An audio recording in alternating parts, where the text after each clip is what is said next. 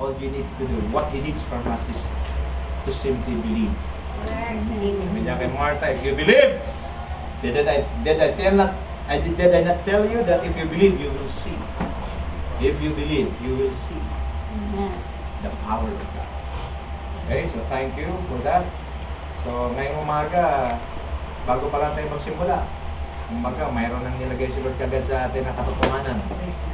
Okay, so if your Bibles read it, please open with me the book of Ephesians, chapter 2. Ephesians, chapter 2. I'll be reading from verse 1 to 10, and Merry Christmas everyone, so please stand up. It is very important that the church must know her position in Christ. Okay? I have truths that I'm going to share with you this morning behind Jesus' sacrifice. Okay, so si Lord namatay sa krus ng Kalbaryo, mayroon siyang mga, ito po tinatawag nating sacrifice. Okay? The Lord Jesus was served as a sacrifice to save you from sin. Okay? I have 4 truths behind Jesus' sacrifice. Number 1, truth that everyone should acknowledge. In verse 1, in the past you were spiritually dead because of your disobedience and sins. Truth that everyone should acknowledge is spiritually dead, according to the Bible, are people who are living in disobedience and sin. Ibig sabihin ang patay sa espiritu ayon sa Biblia ay ang mga taong nabubuhay sa kasalanan at mga taong nabubuhay sa pagsuway. So if you are living in sin, if a person is living in sin, if a person is living in disobedience, according to the Word of God, that person is spiritually dead. No matter how famous he is, no matter how successful he is, but if he is living in disobedience, if he is living in sin, then that person is spiritually dead. Being dead in the spirit or spiritually dead is you have no connection with God. Therefore, God cannot do His will in your life because you are spiritually dead. At that time, you follow the world's evil way. You obeyed the ruler of the spiritual powers in space, the spirit who now controls the people who disobey God. People who live in disobedience are being controlled by the ruler of the spiritual powers. Ibig sabihin, 2 Corinthians 4:4, the God of this age has blinded the minds of unbelievers so that they cannot see the light of the gospel that displays the glory of Christ, who is the image of God. Therefore, truth that everyone should acknowledge. If you are living in disobedience, if a person is living in disobedience, he is being controlled by the ruler or by the God of this world, the devil himself. Dapat ma-acknowledge natin lahat ito. Kasi minsan, akala natin okay lang lahat. Minsan naiinggit pa tayo sa mga sinasabi nating mayayaman. Tingin nga po kayo sa akin.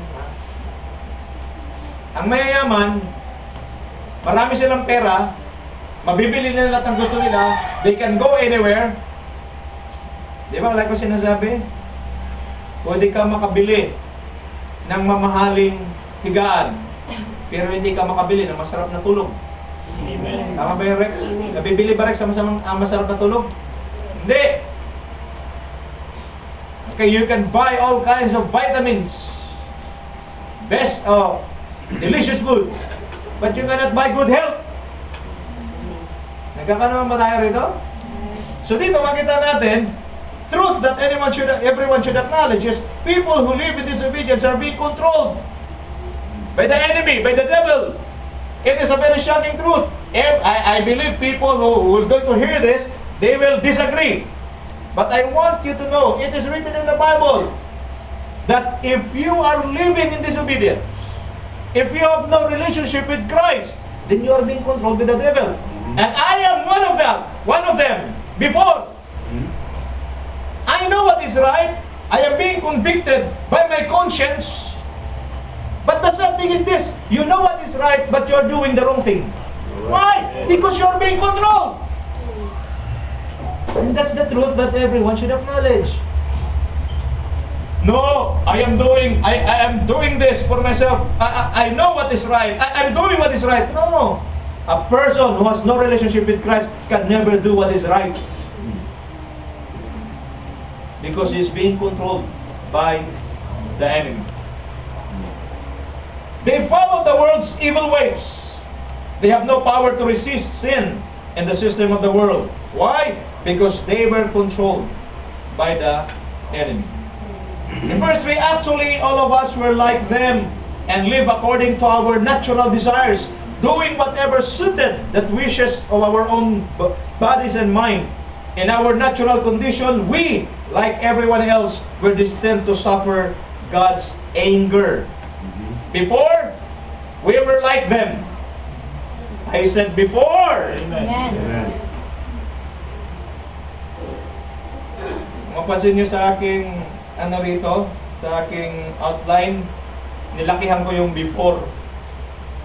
Because there were believers that being already saved by God, accepted Jesus, but they never reject, or they still carry the old self. Before you were like them, living according to ourselves' desires. And the reason why, what's the consequence of living in sin? Ang sabi rito, we were destined to suffer God's wrath. Those who are rebellious to God, those who rejected the love of God, the sacrifice of Christ at the cross of Calvary, ang sabi nito, they were destined for God's wrath. Tingin po sa akin, huwag natin sabihin yung aking kapatid, yung aking kaibigan ay mabuti, yung aking kaibigan ay mabait. Pag walang relationship sa Lord yan, destinado yan. Saan? Sa galit ng Diyos. Ano tayo? Because most Christians today, we just take, my friend is not a believer, but he is a good man. Alright. My friend, although he is not a believer, but he is very generous in helping people. My goodness, I don't care how generous he is, how good he is. If he has no relationship with Jesus, then that person is destined for God's sake. Kaya pa? Amen. Natin. Romans 6:23, for the wages of sin is death. Yeah. If sin exists, if that person is living in sin, then the wage or the wages for that sinful living is death. Yeah. Amen. We cannot justify that by saying, he's very generous, very good man, helping the poor. I don't care. Because there are generous people who are helping the poor but living in sin. The wages of sin is death. Amen. John chapter 3 verse 16 to 18. For God so loved the world, He gave His only begotten Son, that whosoever believes in Him should not perish but have eternal life. But God did not send His Son into the world to condemn the world, but to save the world through Him. Whoever believes in Him is not condemned, but whoever does not believe stands condemned already, because they have not believed the name of God's one and only Son. Mabuti ka dahil sumampalataya ka. Ligtas ka. Amen. E paano yung hindi sumampalataya? Ang sabi rito, yung mga hindi sumampalataya, yung mga kaibigan mo, yung mga katrabaho mo, yung best friend na sinasabi mo, dahil hindi pa sila sumampalataya sa Panginoon, ang sabi rito, they stand condemned already. Nakita na yung katabi mo, anong gagawin mo? Sagutin mo. Anong sagot? Hilain. Ha? Anong gagawin mo? Ano? Hilain mo na. Minsan ho, hindi na kailangan ho na idiplomasya mo ba eh. Sana. Kung ang demonyo pinipwersa yung mga tao para magkasala, ba't na sila pwersa dahil sa Panginoon? Ikaw yung mga reject ka, at least you did your best. Nagkakanawan tayo, natatakot pa tayo eh. Ay wag, kasi baka baka layuan niya ako. Dilayuan ka! Amen. Amen. Ang problema sa atin, ayaw natin eh. Hindi kasi baka ma-offend siya eh. Baka hindi na siya lalapit, wala akong pakialam. Mas matakot tayo dahil yung kasamahan mo, yung kaibigan mo, sinasabi mong best friend mo, nakatayo na yan, nakondenado na. Stand condemned already. Why? Because he or she did not believe to the one and only Son sent by God to save all people. Should acknowledge that. Number 2, truth that everyone should know. Truth that everyone should know. But God's mercy is so abundant. And His love for us is so great. Oh, hallelujah. Kailangan malaman mo ito, Brother Elmer. The love of God is so abundant.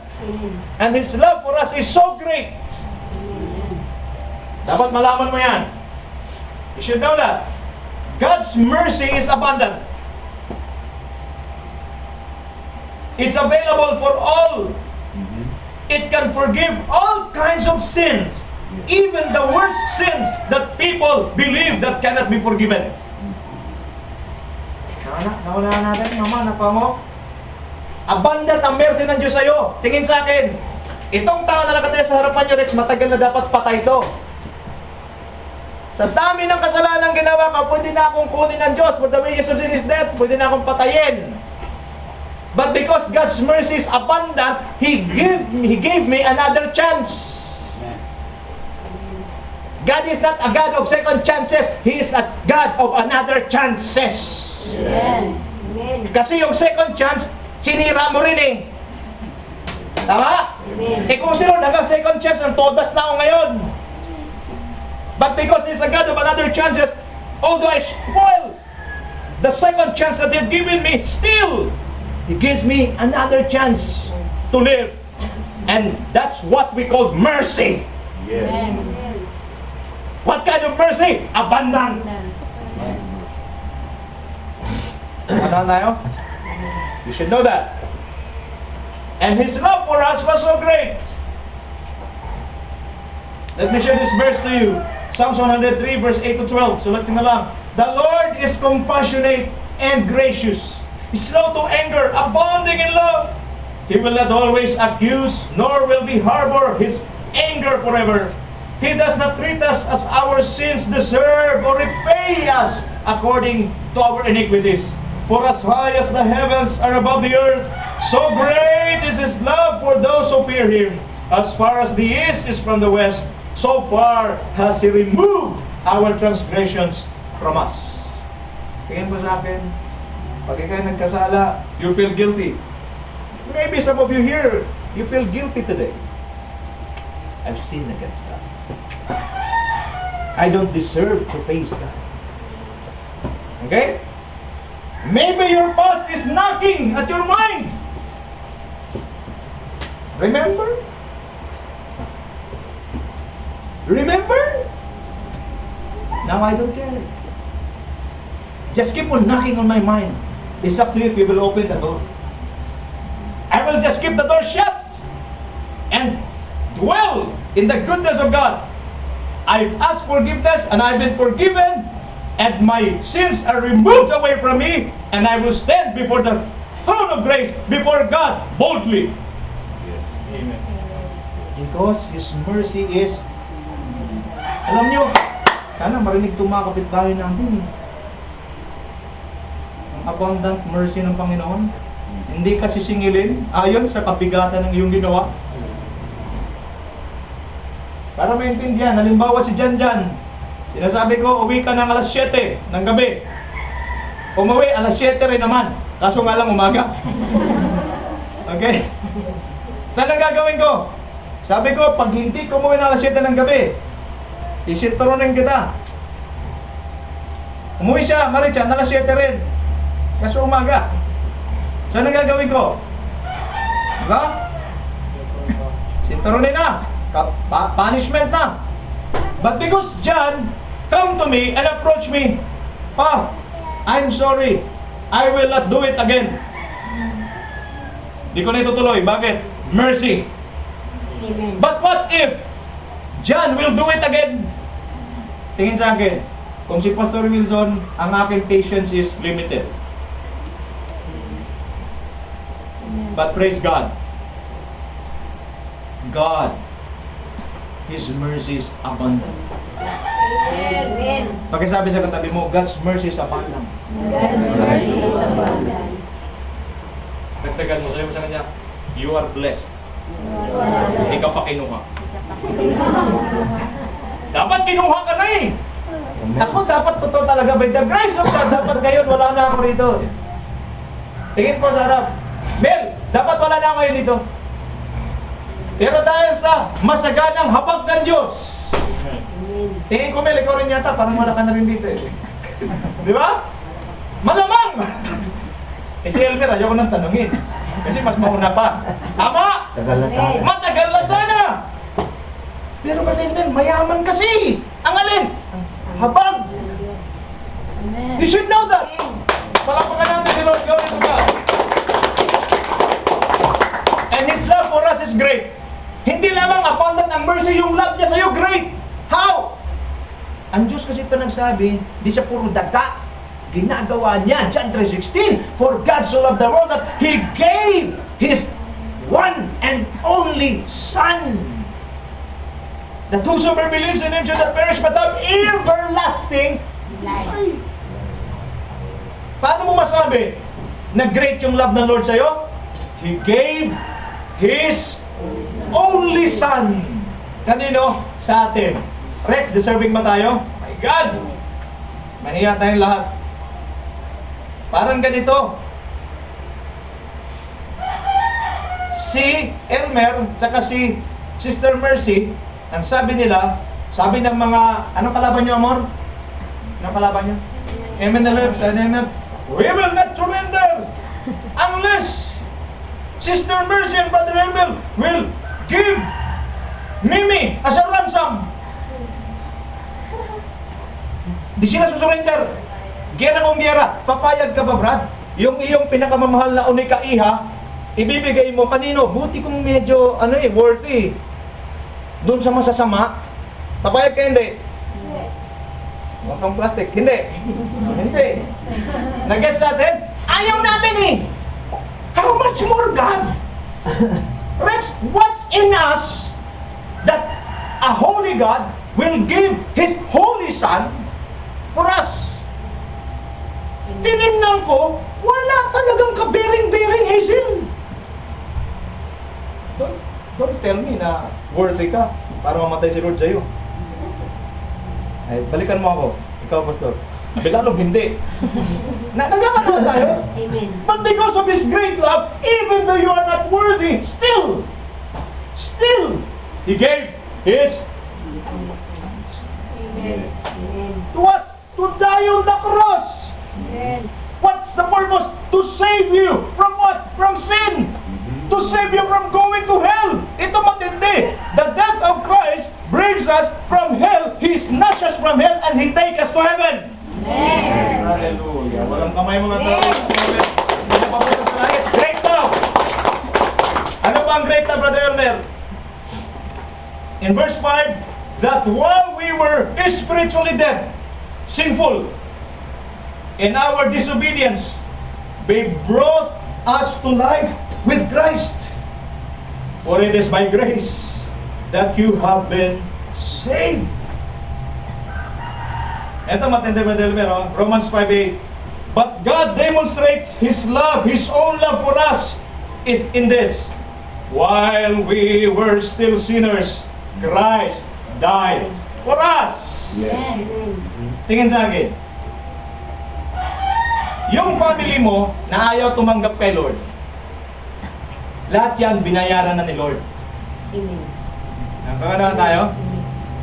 Ang kailangan na lang talaga nila, Oliver, i-receive na lang Rex. Nagkanoan? While we will still sinners, noong tayo mga kasalanan pa, namatay si Jesus sa atin. Kaya huwag kang magreklamo yung kapatid ko, talagang tigas ng ulo, hindi pa rin tumanggap sa bayad na yan. Amen. Ang kailangan na lang gawin, Hazel, tanggapin na lang yung binayaran ng Diyos. Amen. Nagkano tayo? Nung makasalanan ka ba, namatay na si Lord. Kaya no wonder, because we responded to the love of God. Ano nangyari? Hindi nag-enjoy tayo ngayon.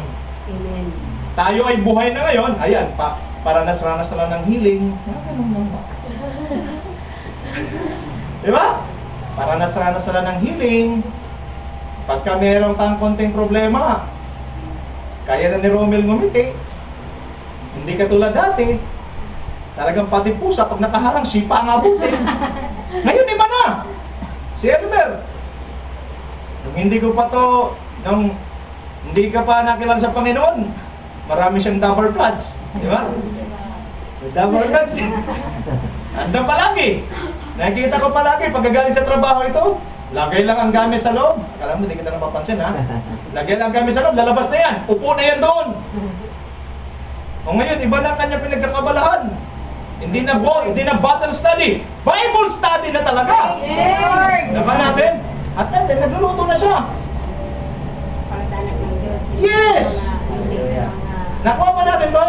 Amen. Kaya tayo, paranas-ranas na lang ng healing. Ano na lang, kasi, hinagap natin si Lord. Pero itong mga tao, mga kaibigan, kilala natin, hindi pa tumanggap sa Panginoon, they're experiencing hardships. But you know what? You don't need to convince them to accept Jesus. Why? It is not our work to lead them or to save them. It is God's work. Amen. Nagkaroon naman tayo. What's our share? What's our part? Simply share the gospel. No more, no less. Amen. Naro mo?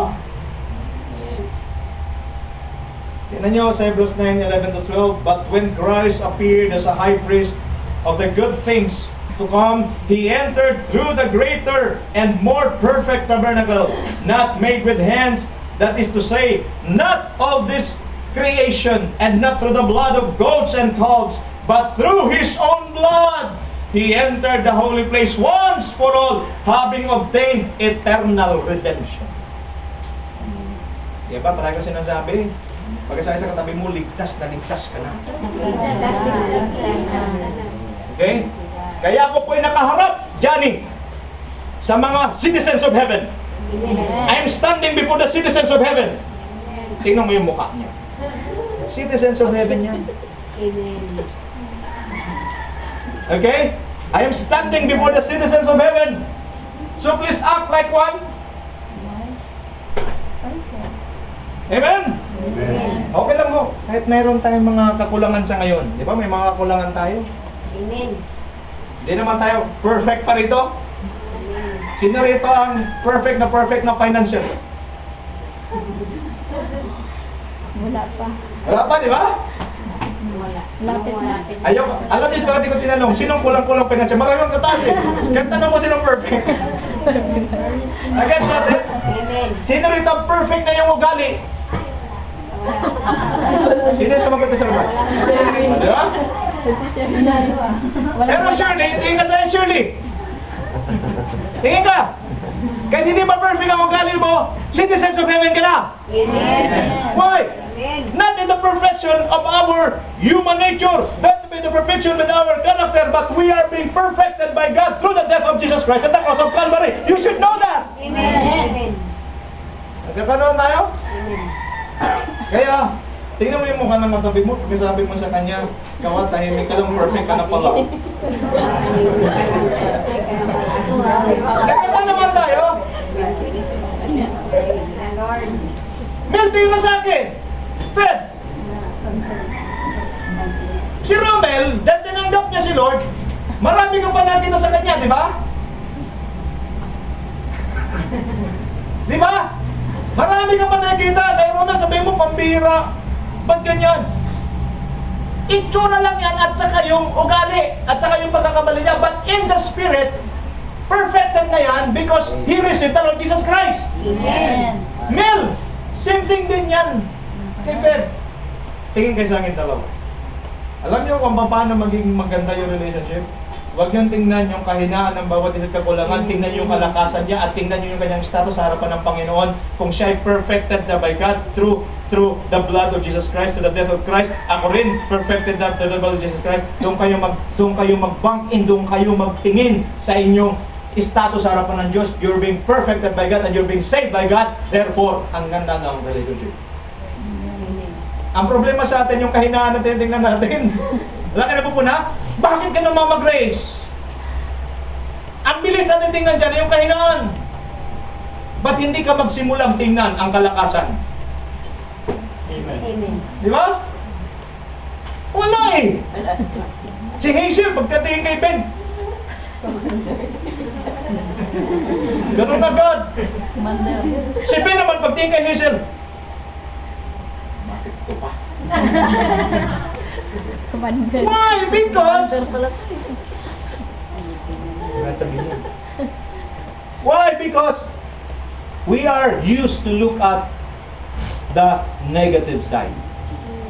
Pag tinignan mo si Marichan, dapat ang nakikita mo kay Marichan yung pagiging anak ng Diyos. Nagkakanawan tayo? Sige, sabihin mo sa katabi mo, anak ka ng Diyos. Anak ako ng Diyos, magkapatid tayo. Hallelujah! Amen. We were raised with Him. Once we were dead because of our sins, but now we were alive in Christ. Made alive in Christ. Amen. Whether we like it or not, I don't care what your situation right now. I don't care what you're standing before God. One thing is for sure, you are made alive in Christ. Amen. And that's forever. Amen. I said that's forever. Amen. I said that's forever. Amen. One day, Brother Elmer, iiwanan natin tong mundong ito. Amen. Amen. Si Elmer lang tsaka si Mercy lang ang nag-amen. Yung iba parang ayaw pang iwanan talaga yung mundong ito. Wala. Gustong-gusto ko lang. Ano ba? Ayaw niya. Why? Kasi pagdating sa kabila, naroon ang perfect. Maraming. Para matapos. Nagkakanawan tayo? Amen. Naroon yung perfect sa kabila. Naroon sa heaven yung perfect. Amen. And glory to God, I would like to submit this report to you. You received Christ. You believe in Jesus. Therefore, you are now citizens of heaven. Amen. Hallelujah. Oh, glory to God. Mga sarap. Romans 6:4-5. We were therefore buried with Him through baptism into death, in order that just as Christ was raised from the dead, hallelujah, through the glory of the Father, we too may live a new life. For if we have been united with Him in a death like this, like His, we will certainly also be united with Him in a resurrection like His. Pag tayo may mamatay, pag tayo sa katabi mo, pag namatay ka, mabubuhay ka rin. Mabuhay ka rin. Okay? We were seated, and sabi sa Bible, we were seated with Him in the heavenly realms. Amen. Grabe pala ito, no? The moment you receive Christ, we were dead before in our transgressions. Yes. Klaro? Amen. Patay tayo noon. Nung tinanggap natin, when we accepted Jesus as our Lord and personal Savior, we were made alive in Christ. And not just that, we were seated with Him. Where? In the heavenly realm. Yung katabi mo, conqueror talaga yan. So there's a change of identity. We became God's children. Amen. Tingin, ano lang, honest to goodness. Yung bang, di ba minsan, yung ibang mga tao, wala dito yun. Yung ibang mga tao, di ba, kinakahiya pa nila pagka sinabi nila, tatay mo si ano? Di ba? Minsan yung family mo, hindi mo mabanggit-banggit. Merong iba hindi nila mabanggit eh. Lalo pag yung kanilang tatay, yung kanilang family, yun yung magulo sa lugar nila. Sikat, chukoy. Di ba na ginagawa?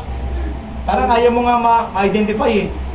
Pero gusto ko sabihin sa inyo ngayong umaga, you are now a child of God.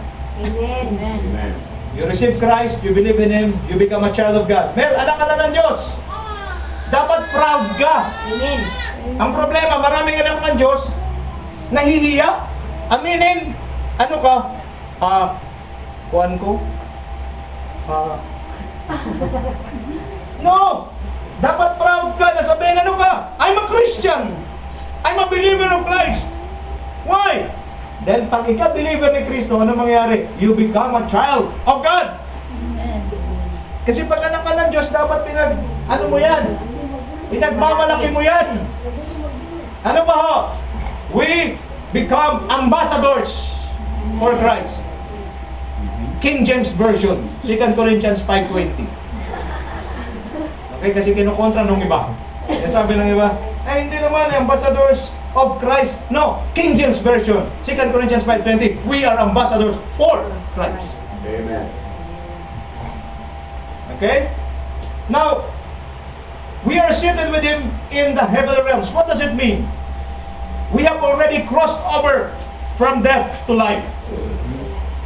Ako natin? Pag ikaw sumampalataya sa Panginoon, ito yung, nandito ka dati, Oliver, sa kamatayan, nag-cross over ka saan? From death to life. Once you were dead, but now you're made alive in Christ. Amen. Pangalawa, we have given authority against all the works of the enemy. Luke chapter 10, 19-20, I have given you authority to trample on snakes and scorpions and to trample against all the works of the devil. But do not rejoice that the Spirit submits to you, but rejoice for your name is written in heaven. Amen. My friends, ang sabi po dito, we have given the power to overcome sin in our lives. Yes. Before, we cannot resist sin. Sin is our master. Pagkasabi sa katabi mo, that was before. What was before? But this time, 1 John chapter 5, 4-5, ano sabi? For everyone born of God overcomes the world. Hallelujah. This is the victory that has overcome the world, even our faith. Who is it that overcomes the world? Only the one who believes that Jesus is the Son of God. You believe in Christ, then you have given the power to overcome the world. Klaro? Amen. Kaya hindi pwede sabihin ng isang tao, isang mananampalataya, ay hindi ko talaga kaya yan. Ganito na ako. No! If anyone is in Christ, he is a new creature. The old has gone, behold, the new has come. Amen. Nagkakaroon tayo? Pagkasabi sa katabi mo, you can overcome the world. Verse 7, He did this, ito po, to demonstrate for all time to come the extraordinary greatness of His grace in the love He showed us in Christ Jesus. Hallelujah. Number 3, truth that everyone should avail. Truth that everyone should avail. In verse 8 and 9, for it is by God's grace that you have been saved through faith. It is not the result of your own efforts, but God's gift, so that no one can boast about it. Truth that everyone should avail. I've read a book and have a quotation from John Wesley. Ang sabi po rito, what is grace? According to John Wesley, ang sabi niya, grace is the free gift of God, which He bestows not on those who are worthy of His favor, not on such as are previously holy, and so fit to be crowned with all the blessings of His goodness, but on the ungodly and unholy. Grace is for the ungodly and the unholy. Naunawaan niyo ba? Tagalogin ko. Ang grasya ay hindi para sa mga banal. Ang grasya ay hindi para sa mga matuwid. Ang grasya ay para sa mga hindi banal, tsaka hindi matuwid. Hindi karapat-dapat. By the way, wala naman talagang karapat-dapat. Amen. Maski isa. Amen. So every one of us in this place needs the grace of God. Amen. You need the grace of God. Amen. Nagkakaroon tayo? Hallelujah. At ang sabi rito, on those who until that hour were fit only for everlasting destruction. Para saan ang grace? Those who fit for everlasting destruction. Mhm. What else? And those in whom was no good thing, and whose only plea was, God be merciful to me. Okay? Ano pa ang sabi? God be merciful to me, a sinner. No merit, no goodness in man precedes and forgiving love of God. His pardoning mercy suppose nothing in us but a sense of mere sin and misery. And to all who see, feel, and own their wants and their utter inability to remove their God freely gives faith for the sake of Him whom He is always well pleased. By grace you have been saved. So ang sabi po dito, for by grace we have been saved. Paano ka maliligtas? Through faith. Ano lang kailangan gawin? Binigay na sa iyo ang regalo. Ano ang regalo? Kaligtasan. Paano mo tanggapin? Sa pamamagitan ng pananampalataya. Kaya Brother Elmer, tingnan mo. Maraming tao nagtatanong ngayon, manampalataya lang ako? Ligtas na kagad? Kailangan magsakripisyo muna. Kailangan hatawin ko muna yung likod ko. Patubuhin ko muna yung likod ko. Sino may sabi sa iyo? Tingin sa do things according to the law. But glory to God. A person can now be saved through faith. Amen. Through faith in Christ. Tinanggap mo na si Lord. You have faith in Christ. Then you are saved. Amen. Sabi ng iba, ganun lang kadali. Ganun lang kadali kasi ginawa ni Lord ang pinakamahirap eh.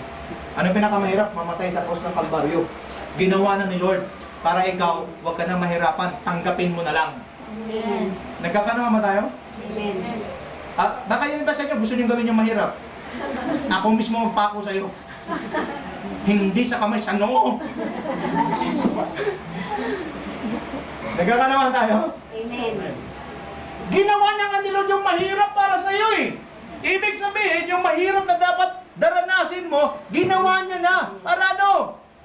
Para gagawin mo, hindi ka na mahirapan, manampalataya ka na lang. Amen. Ngayon, kung gusto niyo mahirapan, ako mismo magpako sa inyo. Dito ako maganda, parang gugo na rin ako. No? Diyan Brother Elmer, oh.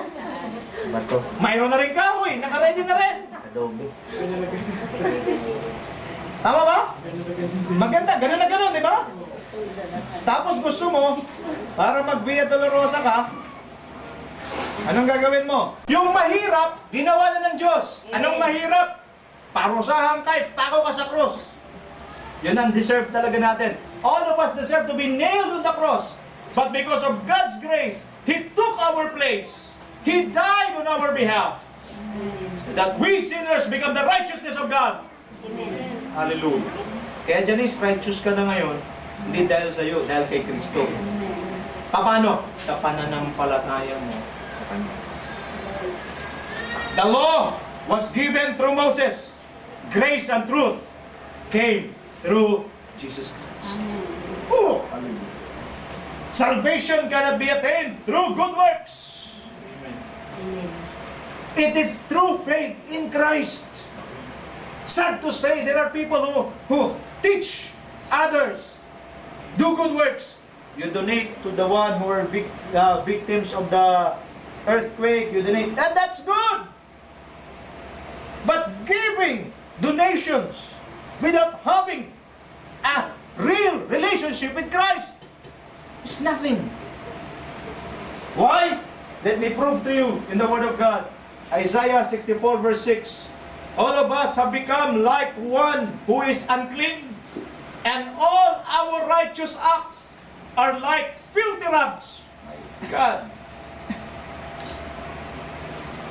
Good works, kamo? Maraming basaan lang yan sa harapan. Mamaya, pakita ko sa inyo paano ibig sabihin ng good works. Salvation is free. Salvation is a free gift from God. Agree? Amen. So that no one should boast. Naligtas ka, huwag kang magmalaki na naligtas ka. Dahil gift lang ni Lord sa iyo yan.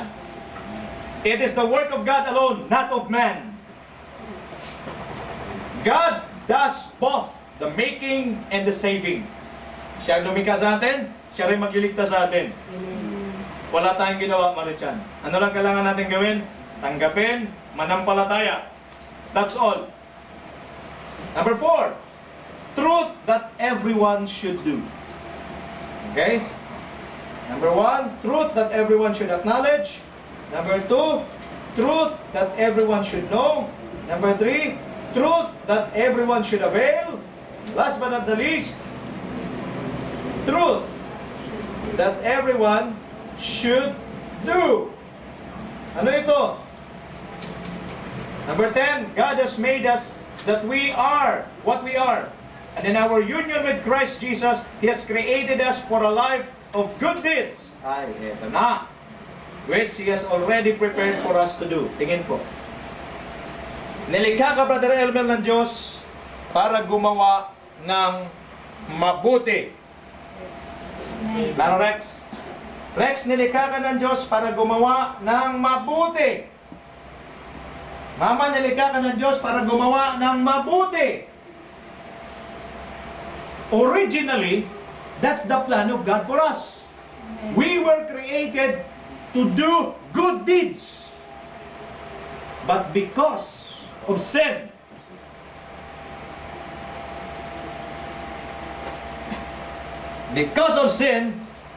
we fail. Nakuha, Rhea? We fail to fulfill the plan of God. Because sin reigned in our hearts. But glory to God. When Jesus was nailed on the cross, when Jesus died for us, when we place our faith in Jesus, hallelujah, we redeem, we regain our original position in Christ. Tingin sa akin, we do not do good things or good deeds, good works to be saved. We do good works because we were saved already. Amen. Natin? So ang plano ng Diyos, gumawa talaga tayo ng mabuti. Pag tingnan nyo katabi mo, mabuting tao yan. Amen. Mabuti yan. Parang hindi kayo kumbinsido. Mabuti yan! Nilikha na ng Diyos yan para gumawa ng mabuti. Tingnan mo, Mel, tingnan mo. Tingnan mo yung katabi mo. Mabuti yan sa kaliwa. You're good na. Sa kaliwa, yan! Mabuti yan! Mabuti talaga yan! Believe it or not, mabuti yan. Bakit itong nilikha na ito sa yan, mabuti talaga to. Si Iba kasi. Okay? Mabuti talaga. Bakit? Yan ang design sa'yo ni Lord. Mabuti talaga ba, Elmer? But because of sin, nag-fail tayo. Tama mo? Nag-fail tayo. But glory to God. Glory to God. When Jesus came, okay? When Jesus came, nung sumampalataya, you place your faith in Jesus, you have faith in Christ, ano nangyari? Na-regain. Nakuha natin? Kaya pa ba? Amen. Nakuha ba? So ikaw ngayon, kaya mo nang gumawa ng mabuti. Nagagawa mo, di ba? Nagagawa mo, di ba? Mayroon ka ng kaisipan, may conviction na. Tama? Before, no conviction at all. If you want to steal things that not your own, proud ka pa. Nakanakaw ako, mayroon hindi ako nahuli. Diba? Galing ko. Gets? Before, when I want to hurt somebody, I am not happy if I cannot fulfill my plan. But when I hurt the person, I'm so proud and I will report it to my barkada. You know, I hurt that person. He almost fell down. He is crawling. Hallelujah. I'm so happy. Nakita mo, napakasalbahe. But that was not the plan for God, for you. His plan is for you, Hazel, to do good works. But how can we do good works without the power and the grace of God? We cannot. Glory to God. Thank you, Jesus. He died on the cross. And when we place our faith in Him, we put our faith in Jesus Christ, He has given us His grace. What? Grace enable us to do good works. Therefore, the product, the result of our salvation must be good deeds. We are not doing good deeds or good works to be saved. We do good works because it is a result of our salvation. Amen. Nakanoan tayo? So, plano na ng Diyos yan. God has made us what we are, and in our union with Christ, we go back to the original plan of God. We are created in His likeness and image. God is a good God. Amen. Therefore, those who believe in Him must live, must reflect His likeness. Good deeds. It is very dangerous to know you're a Christian and then you're so wicked. I think there's a false conversion going on. Alright. Nagkakaroon tayo? Pantakin mo, Kristiyano sa bahay. Bakit ano yung katabi mo? Hindi ba yun, di ba? 1 John 2:6, whoever claims to live in Him must live as Jesus did. We are encouraged or we are instructed by the Word of God to live like Jesus. Christ likeness. Romans 8:29, for those who foreknew, God foreknew, He also predestined to be conformed to the image of His Son. Plano talaga ng Diyos eh. Kaya ang importante pag Kristiyano, hindi talaga katakataka. Tingin sa akin, sarap. Di katakataka pag Kristiyano talagang napakabait. Bakit? Siya ay kamukha at kawangis ng Diyos. Amen. Pakitanong yung katabi mo. Ikaw yun, di ba? Parang kinikalabutan kayo. Di ba? Parang nung sinabi ikaw yun, di ba kinikilabutan eh? Ito yung dapat natin gawin. Truth that you should do. Nagkapanawan tayo? Because before, the image and the likeness of God is not seen in you. But when you accepted Jesus, Jesus is the radiance and the exact representation of God. You accepted Him in your life, therefore you are now a new creation and you must reflect the image and likeness of God in your life. How? Through living your Christian life, not just in words, but in works. Amen. Kaya wag kang ulit katabi mo. Sigurado akong ikaw yun. Kinilabutan ba? Hindi na, medyo bumaba na yung balahin ko. Kanina nakita ko, gumano ang talaga eh. Parang may espiritu eh. Okay? He had created us for a life of good deeds. Results of our salvation must be good deeds. Yes. We love our enemies. Amen. Si enemy lang siguro pupunta sa langit dito talaga. Ito lang palagi nakakuha eh. Malamang pala pag malapit eh. Okay? We love our enemies. Amen. We prayed for them. Amen. People who hurt us, we love them.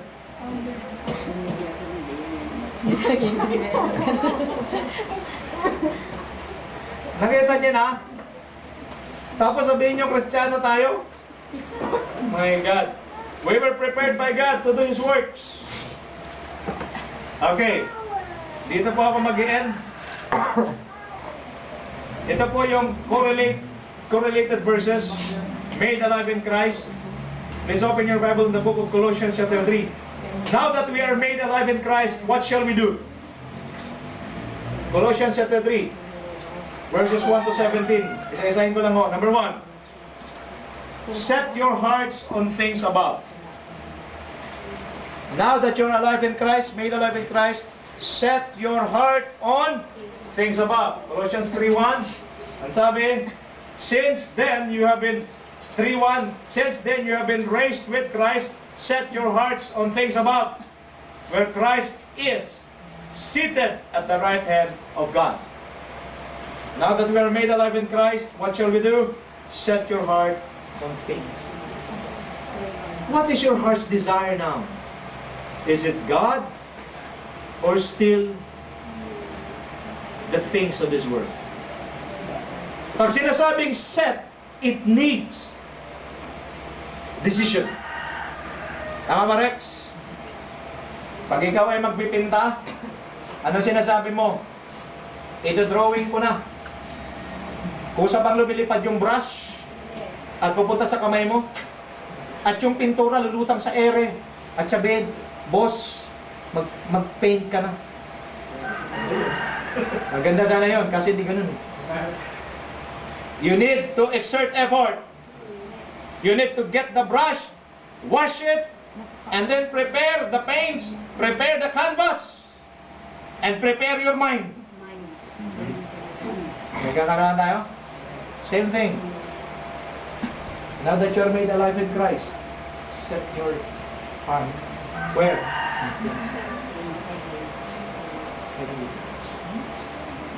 May kakarahan po tayo? Alam mo, Brother Alvin, kung nakaset, tingin ko sa akin, ano? Kung nakaset pala tayo, Oliver, sa heavenly things, sobrang saya ng buhay Kristiyano. Hantakin mo sa langit. Yung pinag-aagawang pinto, ito daanan lang pala. Mantakin mo sa langit, wala ng sakit. Amen. Pakisabi sa katabi mo, wala ng migraine sa langit. No more migraine. Amen. Wala na rin Meralco. Amen. Amen. Kasi sa langit, wala nang ilaw. Ang ilaw doon, si Lord. Amen. Hindi na mamatay yung ilaw na yun. Amen. Alam niyo, pagka minsan, when I go through difficulties, problems, I just set my heart on things above. I just set my heart on God, on heavenly things. Hallelujah. Napapawi. Because I know this is not my home. This is just my temporary shelter. Amen. I am just a stranger in this world. Whether I like it or not, my passport will expire. Amen. And I will go home to my permanent place. Hallelujah. Pakisabi sa katabi mo, hindi ka permanente rito. Umayos ka! Sometimes we take it as this is our permanent home. You're dreaming. So you don't want to get offended. You don't want to be, you don't want people to step on you. No! If people need to step on me just for me to win them to Christ, then I will do it. Why? Because I was commissioned by God to what? To lead people to Christ. And besides, even if they will hurt me, it's okay. It's just temporary. Amen. Amen. Set your hearts. What's your heart's desire right now? I want to pay my heart's desire is to get rich so that I can help the poor. Really? If you get rich, if you're rich already, you will forget us.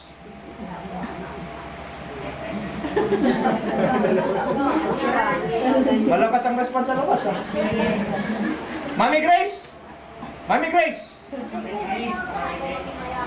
Ayaw kong yung kaya. Ano kausapin? Ayun. Number 2, set your minds on things above. Number 1, set your hearts. Number 2, set your mind. Colossians 3:2, set your minds on things above, not on earthly things, clear as crystal. No more discussion.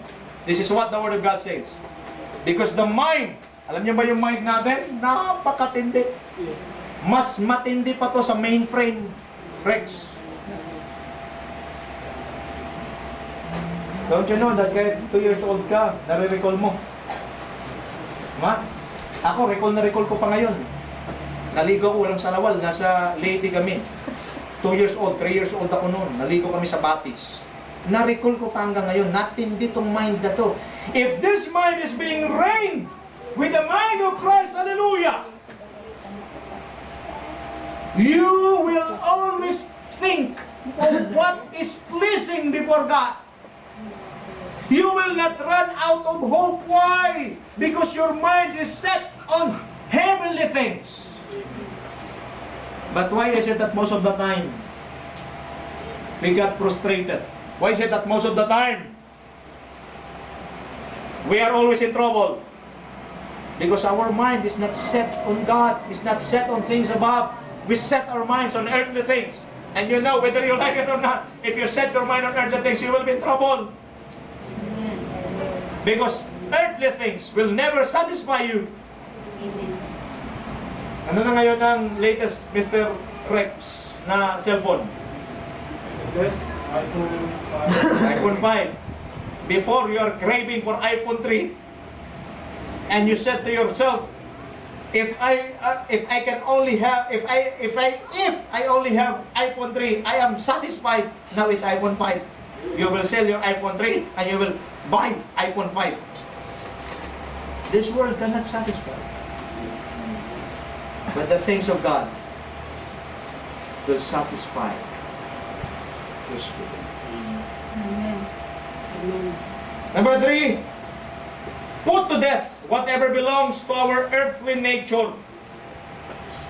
Put to death whatever belongs to our earthly nature. Colossians 3:5, put to death therefore whatever belongs to the earthly nature, sexual immorality, impurity, lust, evil desires, and greed, which is idolatry. Why? In verse 6, because of this, the wrath of God is coming.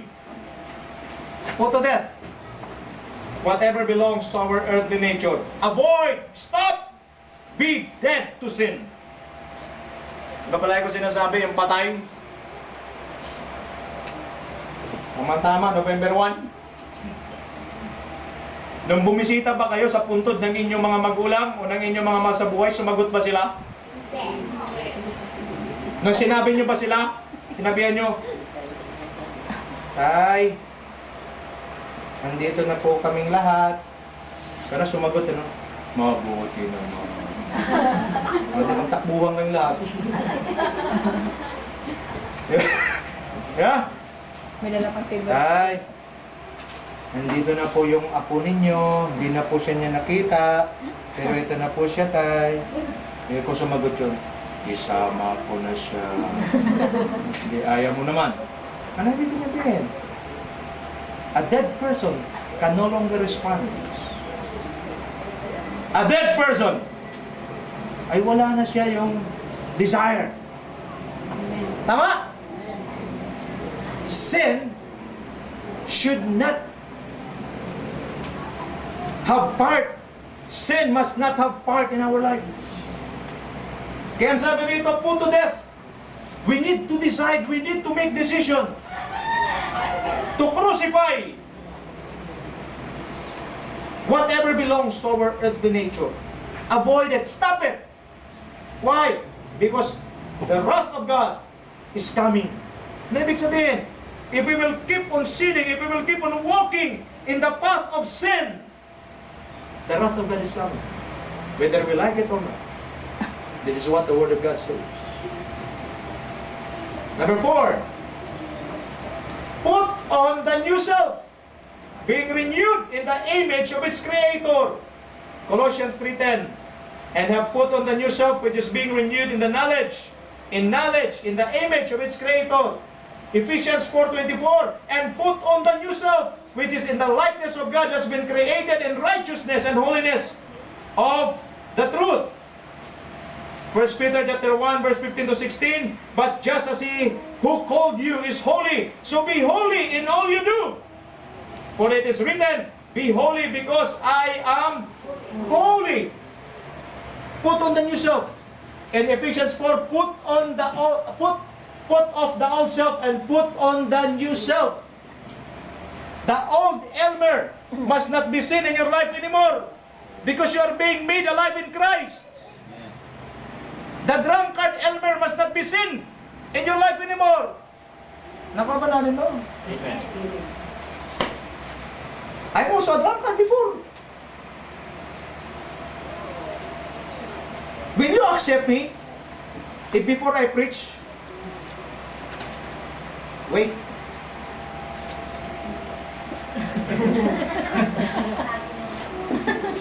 Okay, good morning. Is everybody's okay? Fine?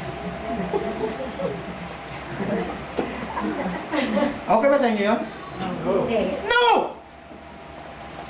Inom din kami. Ano ang sinasabi ko eh? Okay. Nakano ba to?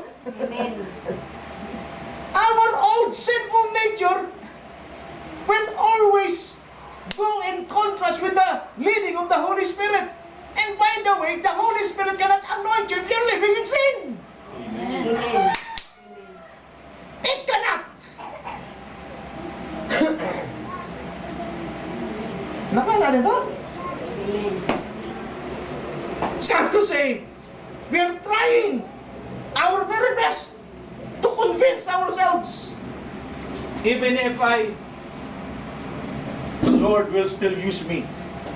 I'm a man of God. Right? No!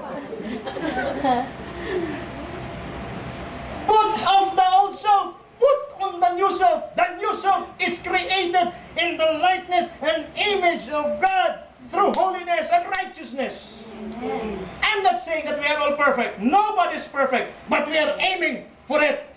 Because it is what God had commanded us to do. Amen. I forsake my vices. And in forsaking those vices, I lose friends. Even my best friends. But praise God, I've lost them. But I found a true friend in Jesus. Amen. Nagkakanuhan tayo? Mga kapatid, tuloy na natin yan. Now that we are in Christ, He is commanding us to put off the old self and put on the new self. The old Michael Klein is gone, and the new Michael Klein is come, or he's the one living now. How can I convince people? You know, you need to accept God. No. Tingin mo sa akin, people will not believe our words. They are looking at our works. It's so easy to say good and flowery words. But it's another thing to look at the life behind the words. People will not listen to you because everybody is telling people, God is good. God can change life. And people will look at your life. You said that God, the Word of God or God can change life. Why is it that your life yet until now you're not yet changed? What happened to you? Nagkakaroon ba tayo rito? Pagkasabi sa katabi mo, magbago ka. Change. Put on the new self. Stop living in the past. Stop living your old nature. The question is, Pastor, where is my old nature? It's in you. Kaya if you allow it, yung dating Elmer, pag i-allow mo, pwede. Kasi nandiyan lang naman yan eh. But if you allow the Holy Spirit to lead you, if you allow the Holy Spirit to take control in your life, the old sinful nature will just keep quiet. Amen. Amen. Nagkakanuhan tayo. Nandiyan pa ba kayo? Amen. Hallelujah. Number 5. Now that we are made alive in Christ, what shall we do? Forgive as the Lord forgave you. Therefore, as God's chosen people, holy and dearly loved, clothe yourselves with compassion, kindness, humility, gentleness, and patience. Bear with each other and forgive one another. If any of you has a grievance against someone, forgive as the Lord forgave you. Tanong, wala ka bang kagalit ngayon? No. Wala ka bang kagalit ngayon? Ngayon mismo.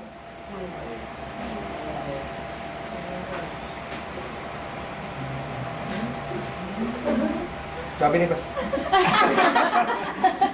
Di malaman. Ngayon lang daw, ngayon. Ngayon lang. Ngayon lang. Ngayon lang daw. Ulitin ang tanong, i-rephrase natin. Wala ka magagalit hanggang ngayon. Simula nung 1-year-old ka hanggang ngayon. May tao rito. Forgive as the Lord forgave you. Because if you have a forgiving heart, then you are setting yourself free. But if you don't forgive, kinukulong mo ang sarili mo. Nagkaunawa ba tayo? Pagkatalo yung katabi mo. Nagpatawad ka na? Tawad ka na.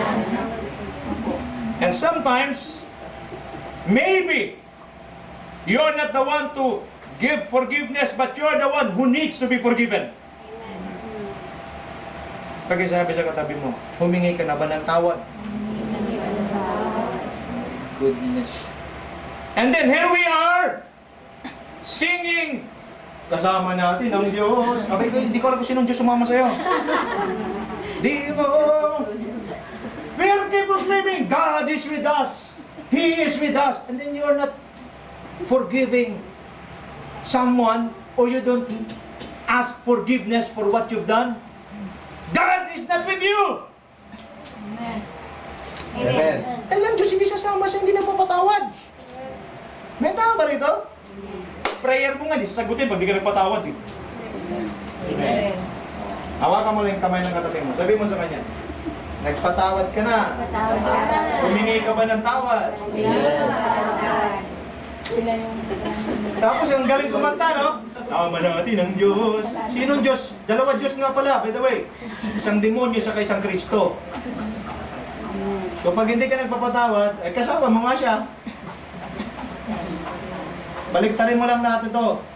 Dumaan man ako sa ilog, pag hindi sunod kasama mo, lunod ka. Eto matindi. Dumaan man ako sa apoy, pag hindi sunod kasama mo, sunog ka na. Ngayon pa lang.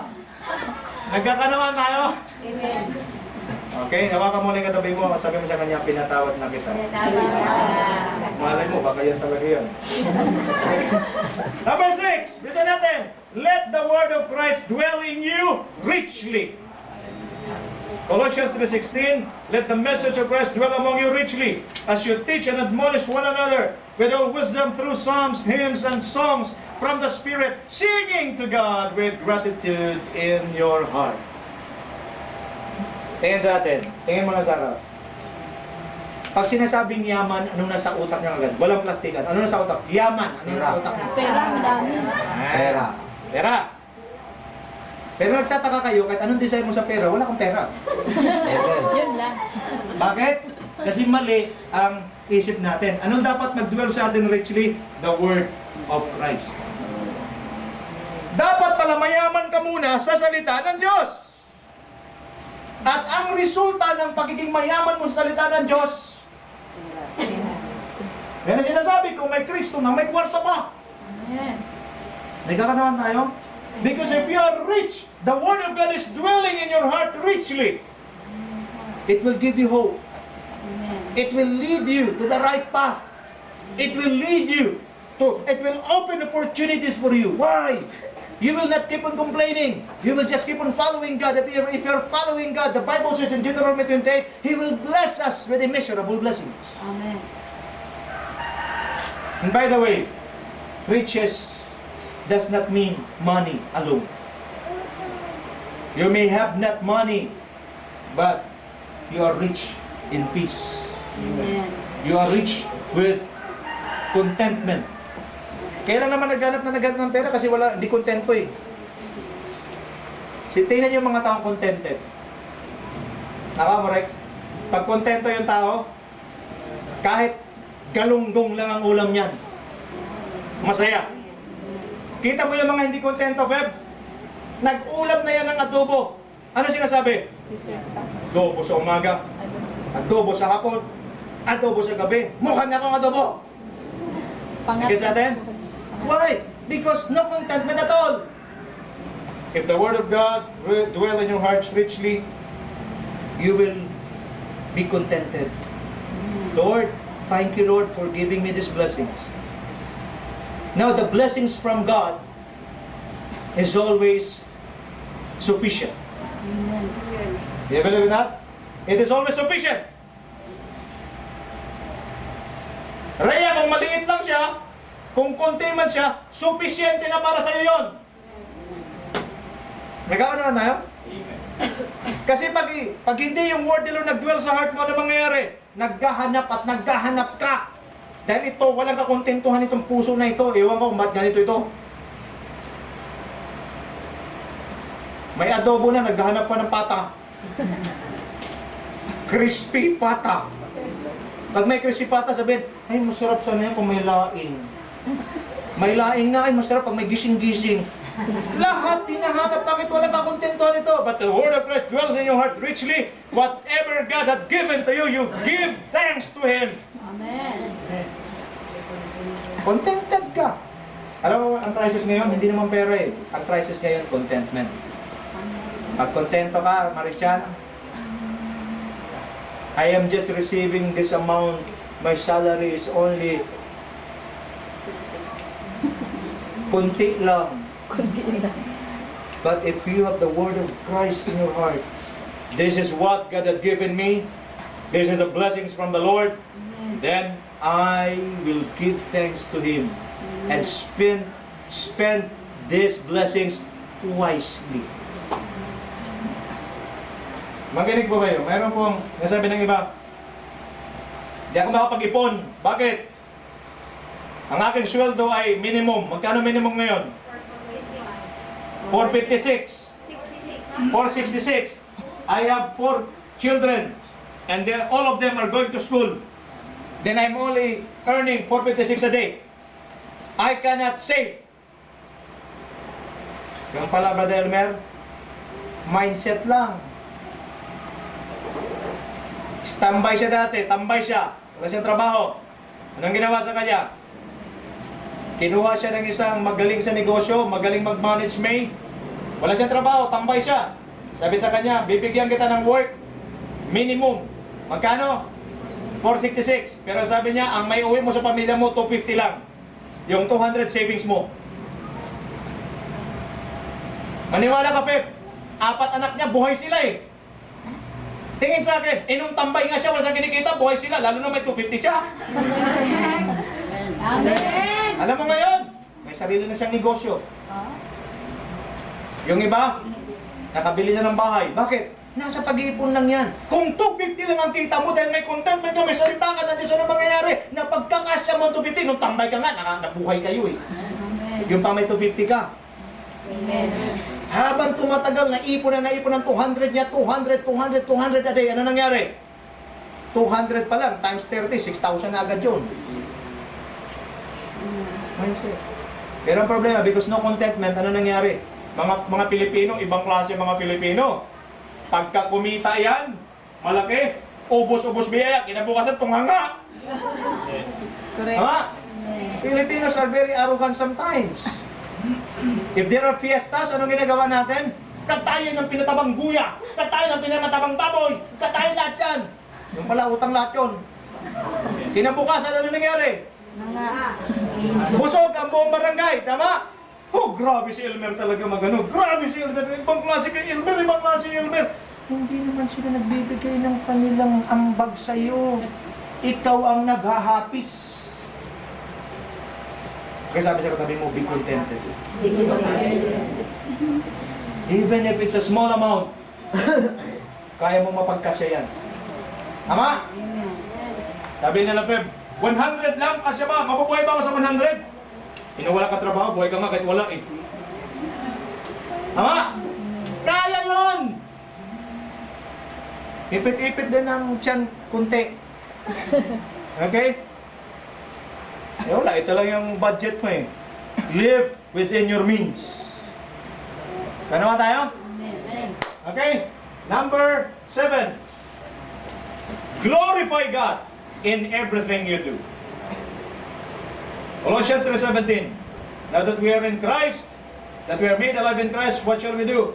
Glorify God in everything you do. And whatever you do, whether in word or in deed, do it all in the name of the Lord Jesus, giving thanks to God the Father through Him.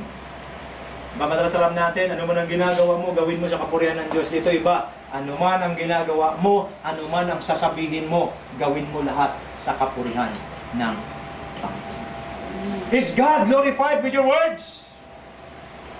Now that you are made alive in Christ, is God glorified in your words?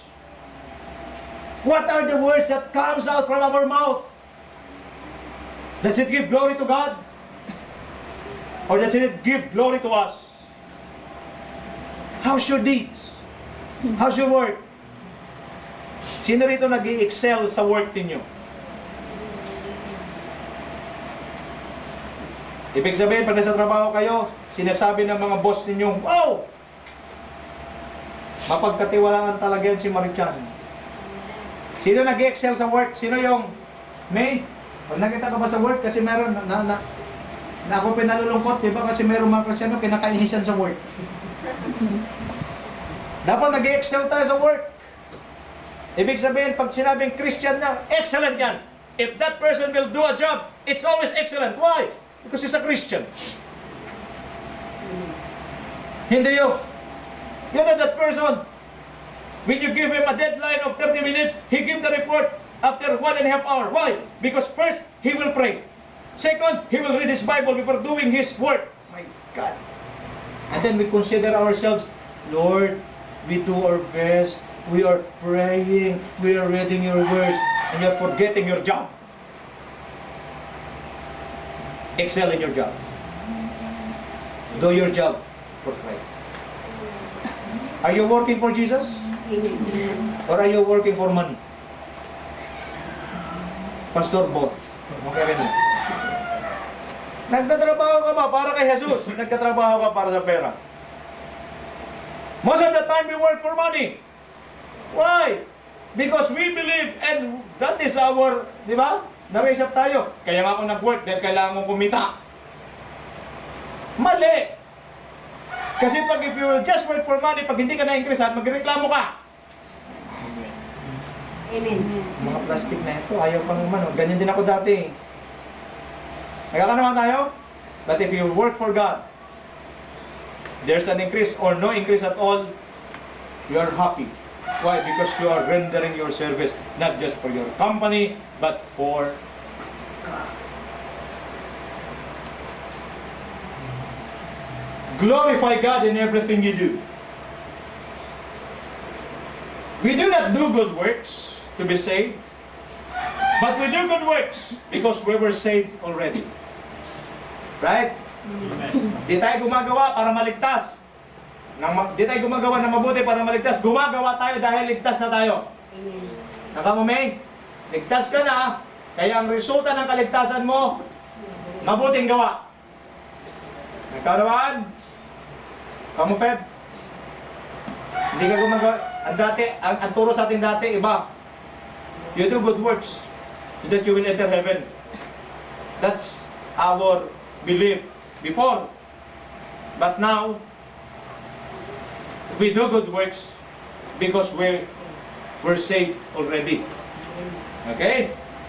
Our salvation must produce good works. We were created by God to do good deeds since the beginning. If a person is still living in sin after he received Christ, something's wrong with his conversion. Maybe that conversion is not real. Because it is clear as crystal that the fruit of our salvation or union with Christ are good deeds. We become new creations. The old has gone and the new has come. By the way, we serve as light and salt of the world in order for people to see our good works and they will glorify our Father in heaven. Matthew 5:16, in the same way, let your light shine before others, that they may see your good deeds and glorify your Father in heaven. Are we living this way? Are we living as true believers of Christ? Are we displaying the goodness of God in our lives? Do people see the works of God in our lives? It's very important. Nakikita ba ng mga tao ang gawa, ang kabutihan ng Diyos sa buhay natin? My friends, for by grace, we are saved through faith.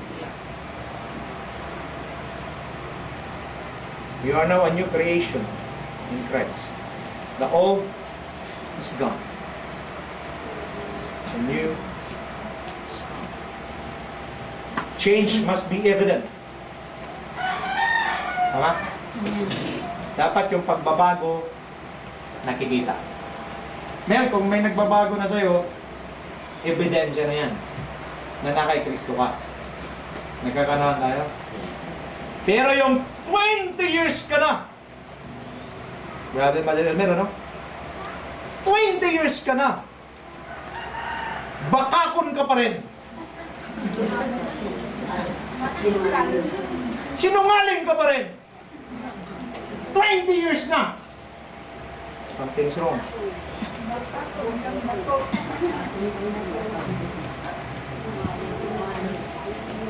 Years ka na believer. Still, you are living in sin. Something's wrong. Because the Bible clearly states, if anyone is in Christ, he's a new creation. Put off the old self and put on the new self, which is created in the likeness and image of God in true righteousness and holiness. Again, we are not holy on our own. We are not righteous on our own, but we are made righteous and holy through Jesus Christ. Amen. Therefore, God is expecting us to live a holy life. In everything you do everything to glorify God. Huwag tayong magreklamo kung ano meron tayo. Nagkakanawa mo ba tayo? Amen. Nagkasabi sa katabi mo, you are saved You are saved by grace. by grace. Okay, therefore live out your salvation. Live out and let people see your life changed by God. They will glorify our Father in heaven. Tumayo po tayong lahat.